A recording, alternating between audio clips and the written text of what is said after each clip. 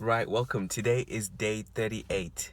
Day 38 of Bible in 90 days, or What's in the Bible, where we're going through the entire Bible, reading from Genesis all the way to Malachi, Matthew all the way to Revelation, which is the entire Bible. We're just reading it like a novel, just to get the full picture, of what the whole Bible says, what the story is. Because I believe when we get to know how everything connects together, it helps us to be able to study, the smaller parts together. I was just thinking about this analogy that general practitioners or medical doctors or whatever, they are so able to specialize on maybe the hand or neurosurgery or dermatology or I don't know, intestines or whatever else, because they have studied the entire body whilst they were in uni or through their professional studies. So the studying of the scope of the whole enables you to actually focus in and get to know certain parts better. So this is why we read the entire Bible, so that when we see the things that Jesus did or the things that Paul said or whatever Moses said or whatever else, it helps us to understand because we know the story in its fullness. So that's the reason why we're doing this. It's not to say that any other way of reading the Bible or studying the Bible is incorrect, but I just felt that this was a good way to to study the Bible, at least for a period of time. So we're in the book of Job.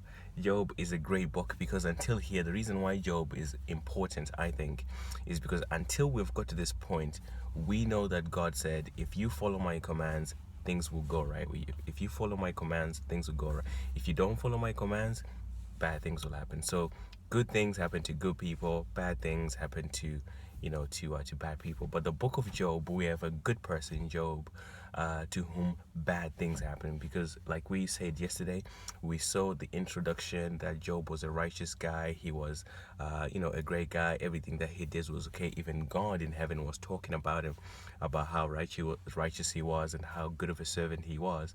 Then obviously Satan comes in and says, no, Job is only doing this because you've given him riches, you've given him children and wives and livestock, etc. So that stuff is taken away from Job. But Job continues to be righteous and Job continues to please God. Then, Satan says, no, it's because it's still healthy. That's why. So if you take away his health, I'm sure that he will curse you and he will not follow you. So they take away his health as well. But we see that Job still does not sin. So the entire book of Job is almost like poetry, whereby Job is saying what he's going through or the situation that he thinks, he's in or whatever, and his three friends, are trying to comfort him or, argue with him and say, no, this is why this is happening or this is why this is happening. So it's really a bit of a seesaw where Job is saying, I'm innocent, but his friends are saying, no, you're not. You are a sinner. That's why these bad things are happening to you. So it's an important book. So we'll continue today, day 38, Job 8 to 24. And apologies for yesterday.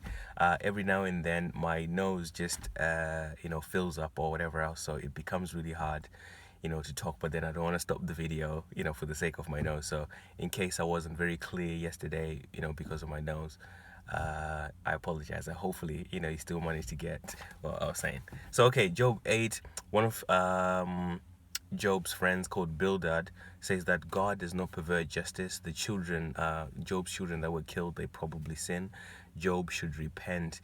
And it says the wicked thrive for a little while, but they will eventually perish. And if he had been righteous, God would not reject him. So you see that, the friends are simply saying, no, Job, you sinned, and this is the situation that you're in. Job answers, Job 9, that God has all the wisdom and the power. God can do whatever he wants.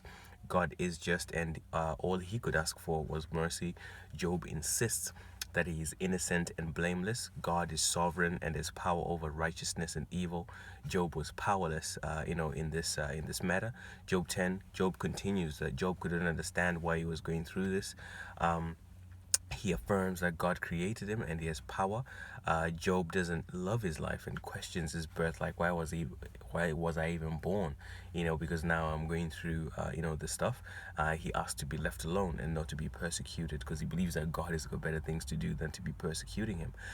Job 11, Zophar, one of Job's friends, responds with an attack on this claim of innocence, by Job. He says God's wisdom is unsearchable and all powerful. Tells Job to stop sinning and repent. Job 12, Job responds. He says that he has wisdom wisdom just as them, and he knew these things, that they were telling him, but he was just and he was blameless. God is in charge of his life, even the animals and the plants know of his sovereign power, and God has the last say on everything. God can give and take away wisdom. Job 13. Job's desire, we start to see Job's desire to argue his case with God. He wants an audience with God. He wants to know the charges brought against him as to why he's going through the suffering. So, in some respects as well, Job is thinking, well, I'm a good guy. Why are these things, happening to me?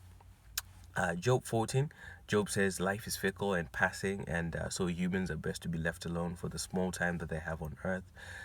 He believes at this point that humans do not live again after death, unlike plants that can, grow up again from a little shoot.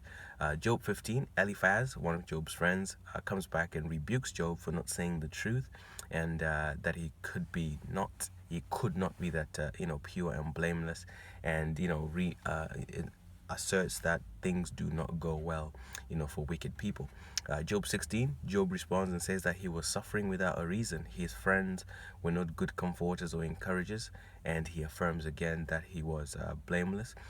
In Job 17, he details his suffering and living in wait for death. So basically, was saying his life was just good as being dead at this point. Job 18, Bildad says that the ungodly and those who do not know God share Job's experiences. That's why they were speaking like this, that as far as they were concerned, the people that had bad things happening to them, were sinners. And obviously Job had these bad things happening to him. God, that must mean he was he was a sinner. So they say things don't go well for sinner, and Bildad actually feels insulted by Job's statements. Job 19, Job said he's in an impossible situation and feels cast away by family, friends, servants, and he asks for some pity. However, this is where the famous verse, or is actually been made in quite a few songs, that says, "For I know that my Redeemer lives," and we hear that Job still has, some kind of hope. Job 20, Zophar, again insulted by Job's statements. Even if wicked people prosper for a while, he says, eventually things go wrong. So he likens this to Job's situation, that hey, things were going well for you all this time. That doesn't necessarily mean you're righteous at that point. However, things are now finally catching up, with you, and says that judgment was sure to come. Job 21, in a little bit of a twist, Job actually says some wicked people never get judged on earth, which is true. He says his complaint was not to them but God, and looking at the world across, the notion that only good things happen to good people and only bad things happen to bad people is untrue. Job 22, Eliphaz says that whether you're righteous or sinful, it doesn't really affect God, and Job should just agree that he sinned so that he can be forgiven. Job 23, Job wants so badly to get an audience with God about the situation. He thinks that God should be able to hear him out. He says that God is everywhere, but Job can't seem to see him. God obviously can do whatever he wants, and this is terrifying for Job, that whether you're righteous or whatever, God still can do whatever he wants, and this terrifies Job. God is not advised by anyone, and Job again says that he's innocent. In Job 24, today's last chapter, it says the wicked prosper, the poor cry out and looks as if they are not answered, but God still has an eye on everything that's happening. So it's really just back and forth in the entire book of Job. Back and forth, where Job's friends say something, Job tries to to defend his position, and it keeps going that way, more like a poetic type of way, but we can still get the gist of what they're trying to say. However, tomorrow we get to the end of Job, where we continue from where we are all the way to the end, and I think the last 3 or 4 chapters of Job, God finally shows up on the situation and clarifies some things for us. So hopefully that's helpful. I will see you guys tomorrow.